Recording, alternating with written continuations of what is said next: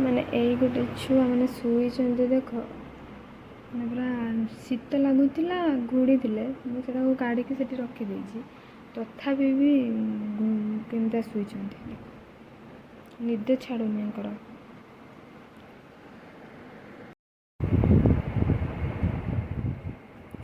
କ'ଣ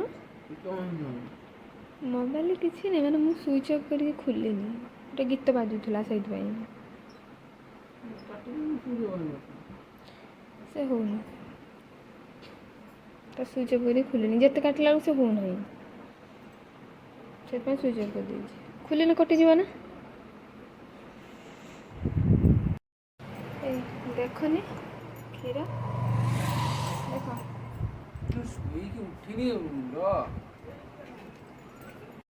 କଥା କଣ କି ଆଜି ସକାଳୁ ସକାଳୁ ଆସି କ୍ଷୀର ପହଞ୍ଚିଯାଇଛି, କାହିଁକିନା ସବୁବେଳେ ମୁଁ ରାତିରେ ପିଇକି ଶୁଏ, କିନ୍ତୁ ଆଜି ସକାଳେ ଆସିଛି କ୍ଷୀର ଏଇଥିପାଇଁ କି ଏଇ କ୍ଷୀରଟା ଗୋଟେ ମାମୁଁଟେ ଦେଇଛନ୍ତି, ଗୋଟେ ମାମୁଁ ଦେଇଛନ୍ତି।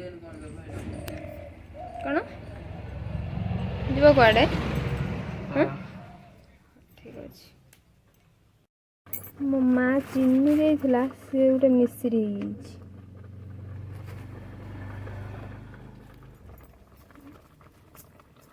ସୁଜି ଧରେ ପକାଇଦେବା।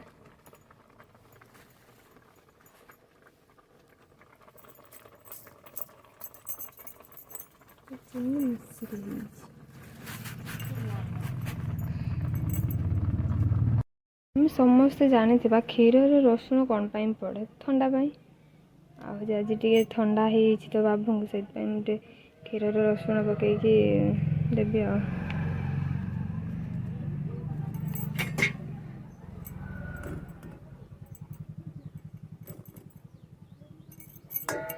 ପୁରା ଭଲକି ଫୁଟିକି ପୁରା ହଳଦିଆ ରକମ ହେଇଗଲେ କାଢ଼ନ୍ତି। ମୋ ବୋଉ ତ ସେଗୁଡ଼ା କରେ।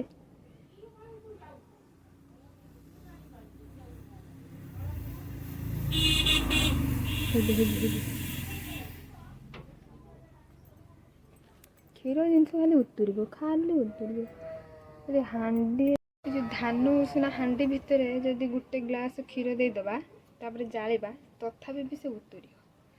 କ୍ଷୀର ଜିନିଷ ଏମିତି, କ୍ଷୀର ଅମୁଲ, କିନ୍ତୁ ଅମୁଲଟା ବେଶୀ ଯାହାକି, କିନ୍ତୁ କ୍ଷୀରଟା ଉତୁରିବ, ସେ ପୁରା ଫାଇନାଲ୍।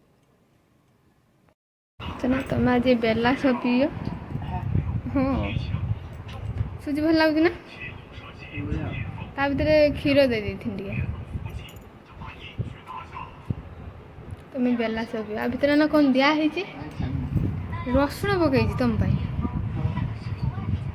ମାନେ ଆଉ ଗୋଟେ ଜାଗାକୁ ଗଡ଼େଇ ଦେଉଛି, ସେଇଟାରେ ଥଣ୍ଡା ହେବନି। ତମେ ପଳେଇବ, ଗୋଟେ କାମ ଅଛି ନା, ଏବେ ପିଇଦେବ, ଗରମ ଅଛି।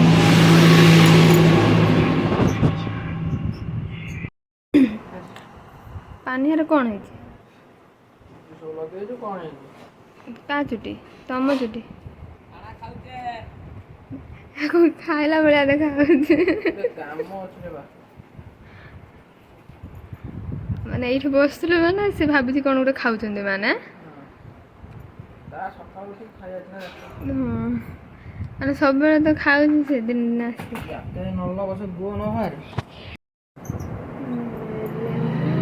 ଖାଇବାଟା ଭଲ ଲାଗେ, କିନ୍ତୁ ଯଦି ଲେମ୍ବୁ ଖାଇବ, ଯଦି ସାଙ୍ଗ ନଥିବେ ତାହେଲେ ସେ ଲେମ୍ବୁ ଖାଇ କିଛି ଲାଭ ନାହିଁ।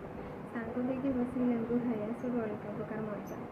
ଗୋଟେ ମୁଁ ବେଶୀ ଲେମ୍ବୁ ଖାଏ, ମୋର ବି କିଛି ସାଙ୍ଗ ଥିଲେ ବିଲକୁ ଯାଇକି ବସିକି ସେଠି ଲେମ୍ବୁ ଖାଇବୁ। ଗାଳି, ମୋ ବୋଉ ମତେ ଯେଉଁ ଗାଳି, ସେ ଗାଳି ମାନେ ନ କହିବାଟା ଭଲ। ଗାଳି ଦେବ, ତ କାହିଁକି ଝିଅ ଛୁଆ ସବୁ କାହିଁକି ଏତେ ଖଟା ଖାଉଛ, କାହିଁକି ଏତେ ଲେମ୍ବୁ ଖାଉଛ, କାହିଁକି ଆଚାର ଖାଉଛ, ପାଣି କରିକି ଆଚାର ଖାଉ, ମୁଢ଼ି, ଟମାଟୋ, ଆମ୍ବୁଲ ଆଉ ପିଆଜ, କାକୁଡ଼ି, ତାକୁ ବି ଫିଷ୍ଟ କରିକି ଖାଉ ବିଲର। ସେମାନେ ମଜା ଗୋଟେ ଅଲଗା ପ୍ରକାର।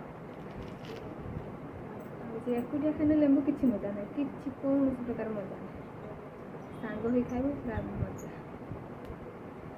ଆଉ ବର୍ତ୍ତମାନ ମୁଁ ଲେମ୍ବୁଟାକୁ ଛଡ଼ଉଛି ପଖାଳ ଖାଇବା। ଆଉ ପଖାଳର ଖାଲି ଲେମ୍ବୁ ନୁହେଁ, ପଖାଳ ସହିତ ଶୁଖୁଆ ଥିବ, ତାକୁ ଦେଇଦେବୁ ଆଗ।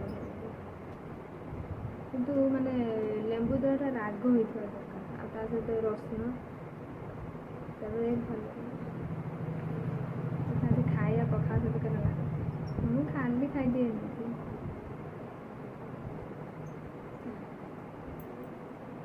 ଲେମ୍ବୁ ପାଇଁ ଖଟା ପାଇଁ ଆଚାର ପାଇଁ ସମସ୍ତେ ଗାଳିବେ, ସମସ୍ତଙ୍କ ଘରେ ଗାଳିବେ। ଲେମ୍ବୁ ଦଳା ପାଇଁ ରସୁଣ ଲଙ୍କା ନେଇନି, ଯେହେତୁ ଶୁଖିଲା ଲଙ୍କା ଅଛି କଞ୍ଚା ଲଙ୍କା ନାହିଁ, ସେଥିପାଇଁ ଗୋଟେ ଶୁଖିଲା ଲଙ୍କା ନେଇଛି, କାରଣ ଅଧିକ ଶୁଖିଲା ଲଙ୍କା ଖାଇବାଟା ବି ଭଲ ନୁହେଁ। ଶୁଖିଲା ଲଙ୍କାଟା ଜମାଟା ହିଁ ଭଲ ନୁହେଁ।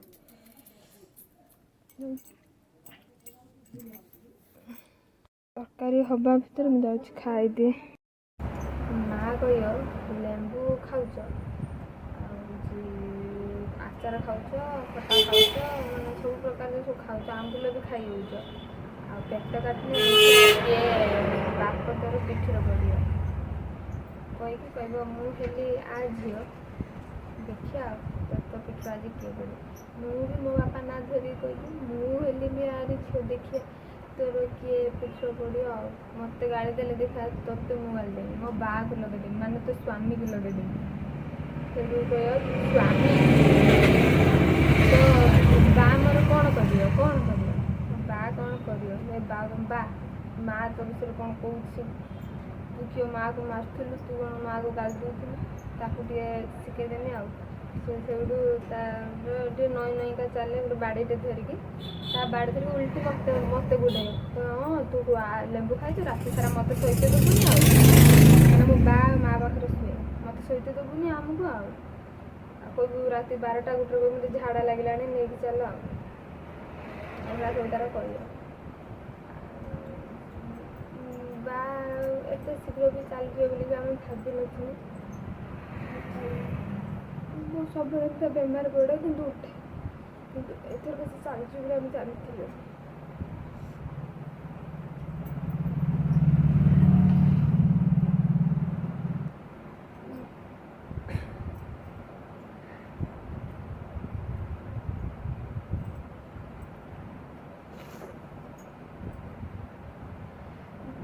ବାପା ମା ପଛେ ପଛର ସବୁ କଥା, କିନ୍ତୁ ଆଗେ ହେଉଛି ଯାହାର ବୁଢ଼ା ମା ବୁଢ଼ୀ ମା ଥିବେ ସେ ଜାଣିଥିବେ।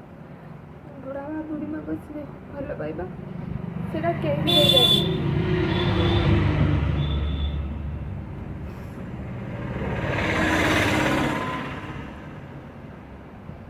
ଆଉ ମୁଁ ହେଲେ ଘରର ବଡ଼ ଝିଅଟା, ମୋତେ ବି ବହୁତ ଭଲ ପାଆନ୍ତି ସମସ୍ତେ। ତାପରେ ହେଉଛି ଫାଷ୍ଟ ହେଉଛି ଯେକୌଣସି କଥାରେ ବି ହୁଏ, ବା ଯଦି କେଉଁଠି କିଛି ଆଣିଥିବ, ସେ ମାନେ ମାଆ ପଛେ ସେ ସବୁ, ମୋ ମାଆ ପାନ ଖାଇଦେବ, ତାର ନାଶ ଫାଶ ସବୁ ଖାଆନ୍ତି, ସେ ପଛେ ଖାଇବ, କିନ୍ତୁ ହେଉଛି ବା ସେମିତି ଆଣିବ। ବା ହେଉଛି ସେ ତାର ଯଦି କିଏ ଖଣ୍ଡେ ପାନ ଦେଇଥିବ ତାକୁ ଧରିକି ଆସିଥିବ, ଆସିକି ମୋ ବୋଉକୁ ଯାଚିଥିବ, ବୋଉ କହିବ ଏଇଟା କ'ଣ, ନା ଏଇଟା ପାନ ପରା, ମୋତେ ତାଙ୍କ ଦେଇଥିଲେ ନା ମୁଁ ନେଇକି ପଳେଇ ଆସିଛି। ବୋଉ ପୁଣି ଆଣିକି ବାପାଙ୍କୁ ଦେଇଦେବି, ନହେଲେ ମାଆକୁ ଦେଇଦେବ, ସେ କିଛି ବି ଖାଇବ।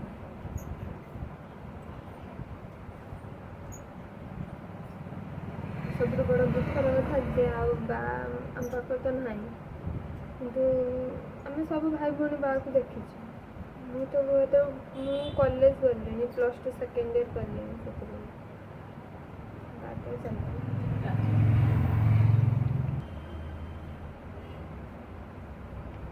ଏ ଯେଉଁ ମୁଁ ଯେଉଁ ଆଜି ଯାଉଛି ଭିଡ଼ିଓ କରୁଛି କି ଫଟୋଟେ ଉଠଉଛି, ମୋ ବା ଦିନେ ମୋତେ ଆଗେ ବାଡ଼ି ଧରି ଗୋଡ଼େଇଥାନ୍ତା, ଆଗେ ସେଇ ଭିଡ଼ିଓଟା ଦେଖିଥାନ୍ତା, ଆଉ କହିବୁ ବା ଫଟୋ ଉଠିବ ତୋର ଟିକେ ରେଡ଼ି ହେଲୁ, ସିଏ ତା ମୁଣ୍ଡରେ ପଗିଡ଼ି ଫଗିଡ଼ି ଦେଇକି ସେ ରେଡ଼ି ହେଇଯିବ, ତାର ସେଇଟା ଭାରି ମାନେ ପସନ୍ଦ। କେଉଁଠି ଯିବା କଥା କହିବୁ, ଆଉ ଗୋଟେ ସବୁଠୁ ଭଲ ଗୁଣ ତାର ଯେଉଁ କହନ୍ତି ଯାହା ଦେବୁ ସେ ସେଇଆ ଖାଇଦେବ। ମୋ ବୋଉ ତାକୁ ଭାରି ଭଲ ପାଏ, ସେଇଥିପାଇଁ ତାକୁ ଯାହା ଦେଇଦେବୁ, ତାକୁ ଏଇ ଲେମ୍ବୁ ବି ଦେଇଦେଲେ ସେ ଖାଇଦେବ, ଖଟା ବି ଦେଇଦେଲେ ଖାଇଦେବ, ସେ ଯାହା ବି ଦେଇଦେବୁ ସେ ଖାଇଦେବ। କିନ୍ତୁ ଭଗବାନ ମାନେ ଭଲ ଲୋକମାନଙ୍କୁ ରଖିବେନି ପାଖରେ, ଖରାପ ଲୋକମାନଙ୍କୁ ପାଖରେ ରଖିବେ, ଆଉ ଭଲ ଲୋକମାନଙ୍କୁ ସେମାନେ ନେଇଯିବେ। ତାପରେ ବା ବୁଢ଼ା ହେଇଯାଇଥିଲା ବି, ତାର ବି ସେ ସେଥିପାଇଁ ଚାଲିଲା। ଆଉ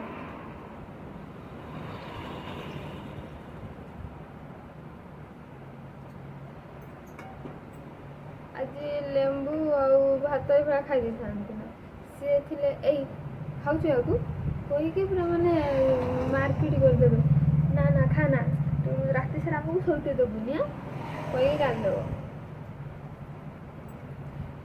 ଦେଖିଆ ଲେମ୍ବୁ ସରୁଛି କି ଭାତ ସରୁଛି। ମୋର ଆଗରୁ ଭାତ ଥିବ କିନ୍ତୁ ଲେମ୍ବୁ ସରୁଛି। ପୁରା ଗୋଟେ ଯାକ ଲେମ୍ବୁକୁ ପୁରା ପକେଇ ଦେଇଛି ଆ ଭିତରେ।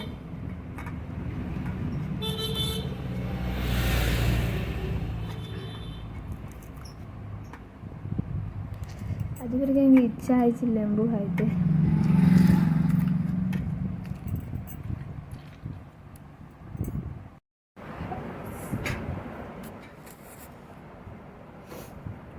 ସମସ୍ତଙ୍କ ଲାଇଫ୍ର କିଛି ନା କିଛି ଗୋଟେ ଘଟି ଯାଇଥିବ କି ଯେଉଁ ସେ ଲୋକ ଆମ ପାଖରେ ନଥିବେ କିନ୍ତୁ ତାଙ୍କର କିଛିଟା କଥା କିଛି ସ୍ମୃତି ଆମ ପାଖରେ ମାନେ ସବୁଦିନ ପାଇଁ ଆମକୁ କନ୍ଦଉଥିବ।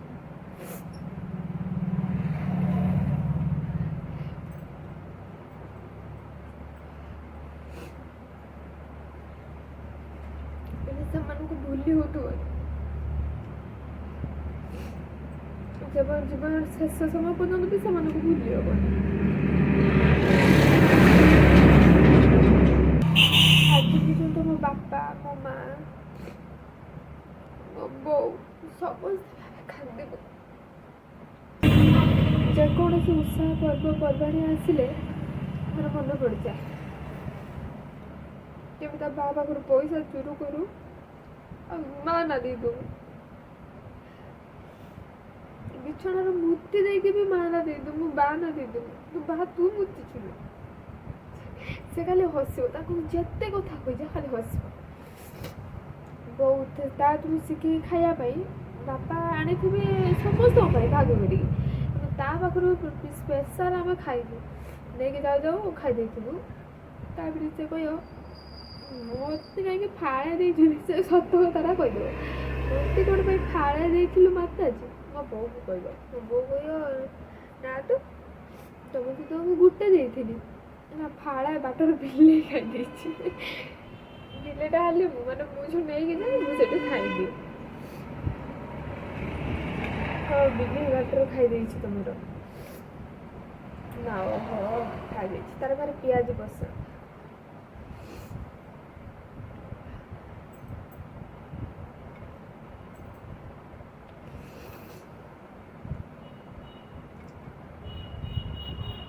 ଜୀବନର ମୁଁ ଦୁଇଟା ଲୋକଙ୍କୁ ପୁରା ହରେଇ ଦେଇଛି। ଗୋଟେ ହେଲା ମୋ ସାନ ବାପା, ତାକୁ ବହୁତ ଛୋଟ ବେଳୁ ହରେଇଛି। ଆଉ ଯୋଉଟା ମୋ ବୁଢ଼ା ତାକୁ ବହୁତ ବଡ଼ ହେଲାରେ ହରେଇଛି।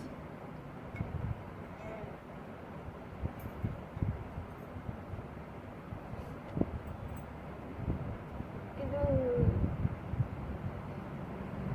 ସେମାନଙ୍କ କଥା ମୁଁ ବହୁତ ବେଳେ ମନେ ପକାଏ, ବହୁତ କାନ୍ଦ ଲାଗେ। ଆଜି ଲେମ୍ବୁ ନ ଖାଇବାରୁ ଆଜି ମାନେ ଲେମ୍ବୁ ଖାଇଲାରୁ ଲେମ୍ବୁ ଛଡ଼େଇଲାରୁ ସେଇ କଥା ସବୁ ମନେ ପଡ଼େ।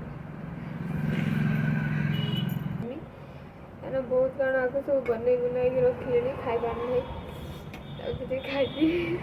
ମୋର ଭାରି ଲେମ୍ବୁ ପ୍ରତି ଭାରି ଲୋଭ, ସେଥିପାଇଁ ଆଜି ପଖାଳ ଆଉ ଲେମ୍ବୁ ଧରିକି ବାହାରି ଆସିଛି।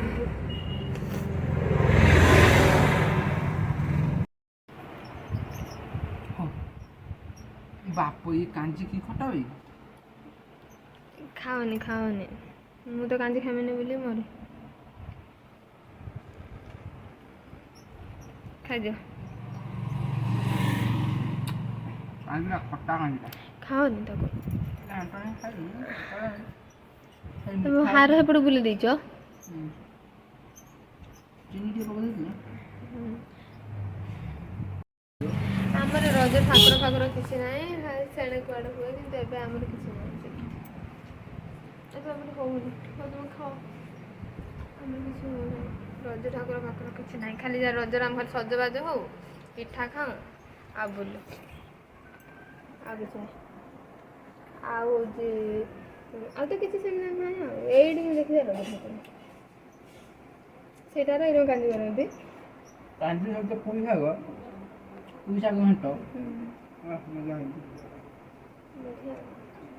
ଆମେ ସେଠି କିଛି ନାହିଁ, ଆମେ ସେଠି କିଛି ଥିଲେ ମୁଁ ଜାଣିଥାନ୍ତି କେବେ ଆଗରୁ ହଉଥିବ, ମୁଁ ଏ ବିଷୟରେ କିଛି ଜାଣିନି।